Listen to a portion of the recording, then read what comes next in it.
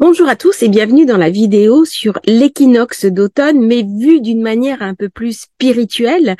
Certains d'entre vous savent que j'ai une chaîne d'astrologie. Je vous mettrai le lien en bas en description sur la vidéo que j'ai fait en astrologie sur cette période qui arrive, qui est le grand équinoxe d'automne. Mais là, sur Annales Akashiques, on va parler d'une manière un peu plus spirituelle de ce retour à l'équilibre, puisque c'est la fête païenne de Mabon, une fête assez ancienne où l'on va célébrer les récoltes qui vont nous aider à passer l'hiver.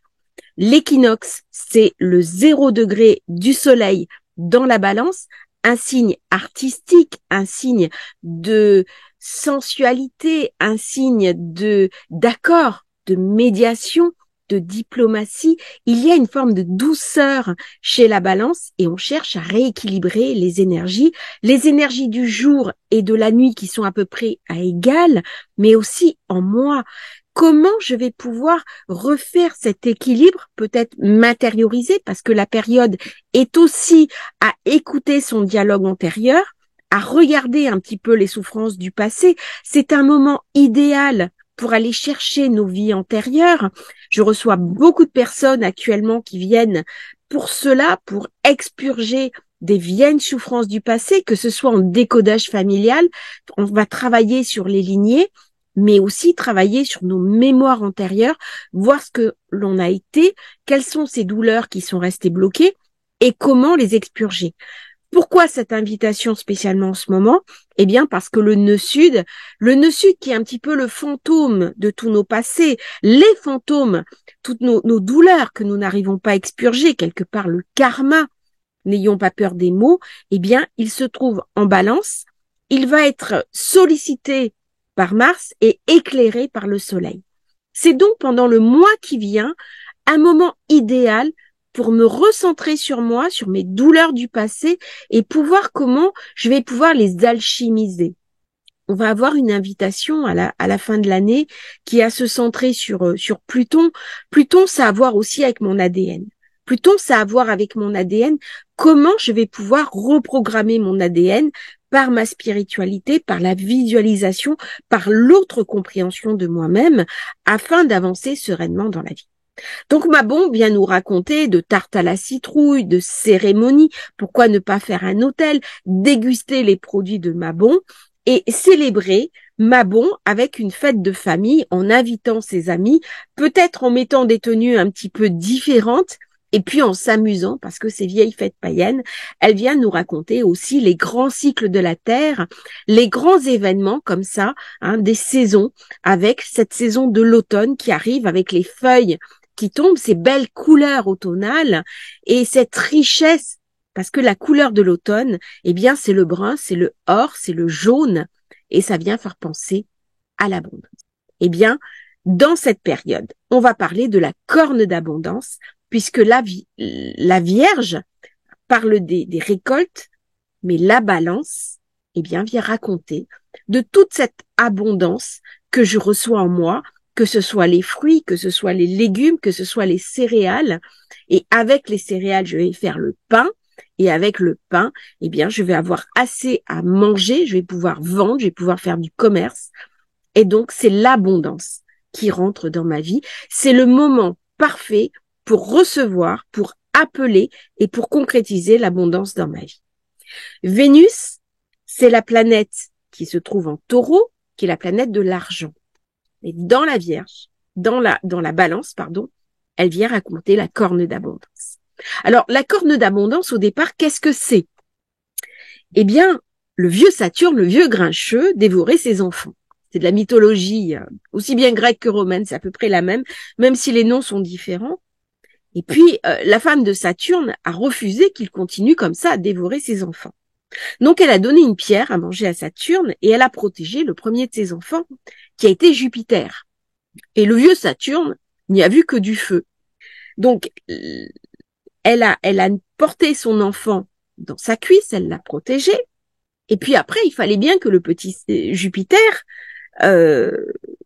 puisse vivre. Et donc, qu'est-ce qu'on allait faire du petit Jupiter? Eh ben, il y a une chèvre qui est venue, qui s'appelait Amalthée, et qui a été donnée comme nourrice à celui qui allait être le dieu des dieux, Jupiter. Et Jupiter aimait beaucoup sa nourrice, il aimait beaucoup Amalthée, et il se nourrissait du lait d'Amalthée. C'est comme ça que Jupiter est devenu le dieu des dieux. Mais Jupiter ne sentait pas sa force, même bébé, même tout petit enfant. Et à un moment donné, comme font tous les enfants, il a fait une bêtise, il s'est accroché à une des cornes de la chèvre et il a cassé la corne. Et alors Amalthée était très triste d'avoir perdu sa corne. Elle se trouvait ça un petit peu injuste parce qu'elle avait nourri cet enfant et en même temps, elle avait perdu sa corne. Et pour remercier, pour honorer Amalthée, eh bien, il a rempli la corne de fruits, d'or, de grains, de légumes, de tous les produits de la terre qui sont nourriciers, et c'est devenu la corne d'abondance. Et la corne d'abondance, c'est la corne de la chèvre Amalthée, laquelle chèvre, on retrouve en Capricorne, c'est la corne à laquelle nous pouvons nous connecter, nous pouvons visualiser, et nous pouvons nous relier lorsque l'abondance manque dans notre vie. C'est donc une période pour aller chercher l'abondance. C'est une période idéale pour visualiser la corne d'Amalthée, pour se relier avec ses énergies et quelque part transformer notre ADN et transformer aussi nos lignées familiales qui peuvent être des lignées de pauvreté. C'est-à-dire lorsque mes ancêtres ont perdu des terres, lorsqu'ils ont perdu des terrains, lorsqu'ils ont vécu de l'exil, eh bien, je peux moi-même avoir la conscience de cette pauvreté et je peux, pour ne pas rendre mes ancêtres indignes, reproduire des schémas de pauvreté. C'est donc le moment idéal pour faire des rendez-vous en décodage familial pour aller travailler sur cette pauvreté, mais plus encore que travailler sur la pauvreté, travailler sur l'abondance qui doit venir dans ma vie. Au niveau des vies antérieures, eh bien, c'est le moment idéal pour travailler sur les pactes, sur les promesses anciennes de pauvreté que j'ai pu faire dans d'autres vies. C'est-à-dire que malheureusement, parfois, nous avons, pour des raisons différentes, promis d'être pauvres. Nous avons fait vœux de renoncement. Ce sont souvent des vœux qui ont à voir avec le religieux. Et puis, dans cette vie-là, eh bien, nous retrouvons quelque part quelque chose de ce vœu ancien qui est resté en arrière et qui nous empêche d'avancer. Alors, avec ces vœux anciens, il y a toute la problématique de la culpabilité qui s'invite dans ma vie, où je ne me sens pas digne de faire entrer l'opulence, où je ne me sens pas légitime à accepter l'opulence, où je ne me sens pas légitime de ma profession, ce qui est la condition sine qua non pour que l'opulence vienne dans ma vie. C'est-à-dire que si je me sens légitime dans ce que je fais, dans mon travail, dans mon activité, quelle que soit mon activité, eh bien, je vais gagner de l'argent. L'argent va venir naturellement à moi. Et donc, on va pouvoir, notamment dans les annales akashiques, eh bien, faire lever tous ces vœux de pauvreté, d'indignité quelque part, de sentiment d'être illégitime.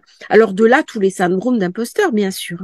C'est-à-dire que si je ne m'ouvre pas à l'abondance, c'est que je me sens imposteur ou impostrice par rapport à cette opulence qui normalement doit venir vers moi. Alors, l'opulence, la richesse, c'est de l'eau. C'est de l'eau et c'est de la terre. C'est-à-dire, c'est l'eau qui va venir, l'eau douce, et qui va nourrir la terre. C'est donc une eau qui s'infiltre quelque part dans la terre, qui va rentrer en profondeur. C'est aussi l'humus. L'humus qui va être un délitement de la feuille qui va devenir liquide. Et donc, elle va pouvoir rentrer dans la terre. Le pourrissement devient liquide. C'est ce qui va rentrer, c'est ce qui va permettre au solide de devenir liquide. Et ça se fait dans le signe du Scorpion, qui est juste après, qui est aussi un signe, le deuxième signe de l'automne. Eh bien, tout ça, dans les annales akashiques, on va voir déjà à quoi je dois renoncer. Est-ce que c'est un vœu ancien? Est-ce que ce sont des programmes erronés? Est-ce que ce sont des vieilles croyances? Est-ce que ce sont des comportements éducatifs?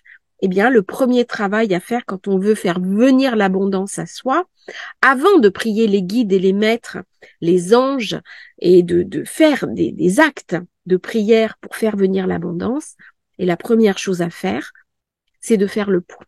Pourquoi l'abondance ne vient pas dans ma vie? Et puis la deuxième chose, c'est qu'est-ce que je vais accepter de renoncer? C'est-à-dire que pour trouver la corne d'Amalthée, c'est vraiment le symbole d'Amalthée, Si la corne d'abondance a existé, c'est que quelque chose s'est amalté, a été cassé. C'était pas volontaire. Zeus, Jupiter, ne voulait pas faire du mal à sa nourrice. C'est une bêtise. Il s'est accroché à elle, il a cassé la corde. Sauf que pour que l'abondance vienne dans ma vie, je dois renoncer à quelque chose. Et c'est à ce titre-là que je vais pouvoir trouver la corne d'abondance. Et Mabon, c'est vraiment le moment de la corne d'abondance. Donc, je vous invite à faire un grand buffet de Mabon, à manger certains produits. Hein. Alors, parmi les douceurs de Mabon, vous pouvez fabriquer des petits pains. Hein, le pain, c'est la graine. Faites-les maison, faites-les avec vos enfants, amusez-vous. Il y a la tarte aux figues. Je vous invite à faire une tarte aux figues, chèvre, noix, miel. Mettez beaucoup de produits comme ça de l'automne. Hein, la figue, faites des confitures de figues. Alors j'avais trouvé cette recette hein, avec tarte aux figues, chèvre, noix et miel. Essayez de la trouver sur Internet. J'avais fait pour le dernier sabbat des petites recettes de cuisine. Là, j'aurais pas le temps. Je suis désolée. Donc allez chercher sur Internet. Hein, vous allez trouver des petites recettes qui sont sympathiques. Travaillez aussi le potiron. Faites un gratin de courge. C'est délicieux. Des jus de potiron. Amusez-vous avec les citrouilles, avec le potimarron. C'est vraiment des produits délicieux de l'automne. Avec les champignons. Moi, j'ai acheté par exemple des champignons shiitake. Chaque fois, au moment de l'automne, je fais une cure de champignons shiitake. C'est excellent pour la santé. Ça renforce mes défenses immunitaires. Ça renforce mon cognitif aussi et je me sens très bien avec ces cures de champignons shiitake qui ont un effet aussi anticancéreux. C'est-à-dire que ça renforce mon organisme. Alors faites des tartes aux noix de pécan, aux potimarron, noix de pécan, noisettes. Amusez-vous. C'est le moment de faire participer vos enfants. C'est le moment des retrouvailles en famille. Et même si vous êtes célibataire, que vous n'avez pas d'enfants, célébrez Mabon. Faites-vous plaisir et pendant une soirée ou 2 ou 3 jours, oubliez un petit peu le régime. Allez vous délecter des magnifiques figues, des champignons. Allez, si vous le pouvez, dans les sous-bois, ramasser les champignons. Faites attention toutefois à ramasser les bons champignons. N'hésitez pas à les amener chez votre pharmacien. Mangez des cèpes, mangez des chanterelles. Et si vous n'en avez pas, mangez des champignons de Paris. Hein, aussi bien frais qu'en omelette, c'est délicieux. Eh bien, tout ça, ça va vous permettre de vous connecter sur ces énergies de l'automne, sur les énergies du cycle, sur ces énergies qui sont un lien entre le haut et le bas. C'est-à-dire que lorsque je suis les pieds dans la terre, lorsque j'honore la terre, lorsque je fais venir à moi les énergies de la terre, parce que l'abondance, elle est en bas, elle n'est pas en haut. Il y a des personnes qui me disent on va dans les annales akashiques chercher l'abondance. Oui, mais il faut qu'il y ait un lien. C'est-à-dire que l'abondance, elle doit venir par les pieds, par la terre. Et à ce moment-là, je relie l'abondance qui descend du haut et qui se retrouve avec l'abondance du bas. Et là, je vais pouvoir l'irradier. Et l'abondance, elle va venir naturellement à moi. Donc après, je vais me connecter sur cette corne d'abondance. Je vais, par exemple, sur mon festin de Mabon, eh bien, fabriquer une petite corne. Alors, on peut trouver une corne de bélier ou alors la fabriquer en carton en rajoutant un petit peu de papier alu, soit doré, soit argenté, et puis mettre à l'intérieur un très beau plateau de fruits, des céréales, des pains, des épis de blé, de maïs. Enfin, amusez-vous et visualiser cette corne d'abondance.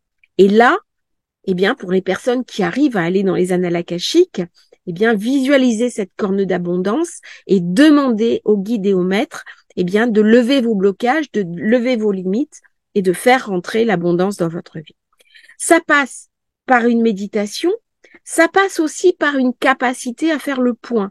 C'est-à-dire, je vous invite à prendre une feuille, un crayon, voir ce qui bloque l'abondance dans votre vie. Et si vous n'y arrivez pas, eh bien, mes rendez-vous annales akashiques sont à votre disposition. Et pour la grande méditation de Mabon, de l'équinoxe d'automne, eh bien, avec le groupe du Cercle des Initiés, nous allons faire une grande méditation, donc le soir de l'équinoxe, pour se connecter sur l'abondance qui va venir, comment se soigner, comment se guérir et comment recevoir en nous cette abondance, aussi bien de soins, donc parce que c'est difficile d'avoir l'abondance si on est malade. Donc d'abord de guérison, et puis après m'accepter et recevoir ces énergies de l'abondance qui sont les énergies de l'automne. Puisque les greniers sont pleins, on a fait la récolte, donc traditionnellement pour les anciens, c'est la période de l'abondance. C'est-à-dire qu'avant, on faisait le cochon, on faisait les conserves, on avait toutes les conserves de l'été dans les placards, que ce soit les haricots verts, les pommes de terre, les tomates. Ma grand-mère faisait les conserves de champignons, on faisait les confitures, on faisait les pâtes de coin. On faisait aussi la confiture de vieux garçon, qui est un alcool avec tous les fruits de l'été. Eh bien, les moments de l'automne, les greniers sont pleins. Et avec ces greniers pleins, on va pouvoir passer les frimas de l'été jusqu'au prochain printemps. Et c'est comme ça, dans la sagesse des anciens, qu'on va recevoir l'abondance. Et quand j'avais des personnes de la famille qui étaient un peu plus pauvres, eh bien, elles viennent chez moi. Elles viennent chercher parce qu'elles ont aidé. Elles ont aidé à faire le cochon, elles ont aidé à faire le jardin, et donc tout le monde va manger à sa faim. Et c'est le moment, dans cette période de l'automne, où je vais pouvoir profiter de ce que j'ai engrangé, de mes acquis, et c'est le temps maintenant d'un petit peu m'arrêter pour regarder ce qui vient à moi et l'accueillir, l'accepter dans une compréhension d'abondance. Et cette compréhension d'abondance, si je ne l'ai pas, parce qu'il y a des blocages dans ma vie, que je n'ai même pas accès à l'origine des blocages, eh bien, je peux aller chercher au niveau des guides, des maîtres de lumière, des anges, des annales akashiques, avoir des réponses, avoir des indications, des informations sur quels sont les blocages que je dois lever pour recevoir cette abondance naturelle. Le poisson, quand il est poisson, il va pas se poser la question de savoir s'il va manger à sa faim. Il va trouver son abondance. Eh bien, nous, c'est pareil. Nous sommes dans une terre qui est une terre d'abondance. Et si je ne reçois pas l'abondance, c'est qu'il y a quelque chose de mon psychisme qui bloque. Et donc, comment avoir accès à cette corne d'abondance, qui est la corne d'Amalthée, en ouvrant mes archétypes, en ouvrant quelque part quelque chose qui est naturel et qui devrait couler tout simplement en moi, qui est le robinet de l'abondance. Eh bien, c'est le moment, aux périodes de l'équinoxe d'automne, aux périodes de Mabon, de commencer à travailler pendant les 3 mois qui viennent. C'est pas uniquement le moment de Mabon, c'est pas uniquement le moment de l'équinoxe. Le travail que je vais faire sur l'équinoxe, c'est un travail qui va durer pendant 3 mois jusqu'au solstice d'hiver. Et donc, c'est le moment idéal maintenant pour m'ouvrir à l'abondance. Je vous remercie d'avoir suivi cette transmission sur l'abondance, sur Mabon. Si vous arrivez vous-même à faire venir l'abondance, à travailler dessus, à le visualiser, bien mettez en commentaire. Donnez-moi votre retour en commentaire, ça m'intéresse. Vous pouvez aussi participer aux méditations collectives des cercles des initiés. Je vous mettrai un lien pour rejoindre le cercle des initiés. Et puis, eh bien, si vous êtes intéressé pour lever des blocages personnels, renoncer à des vieilles promesses de pauvreté, allez explorer vos annales akashiques, explorer aussi des vies antérieures pour faire lever des vieux blocages, eh bien, vous venez me voir en consultation privée et j'aurai beaucoup de plaisir à vous amener à retrouver cette corne d'abondance qui nous est dévolue à chacun de nous et à vous ouvrir, à limiter vos blocages pour que enfin l'abondance entre dans votre vie. Merci à tous d'avoir suivi cette transmission et puis à bientôt pour un nouveau partage sur Annales Akashiques.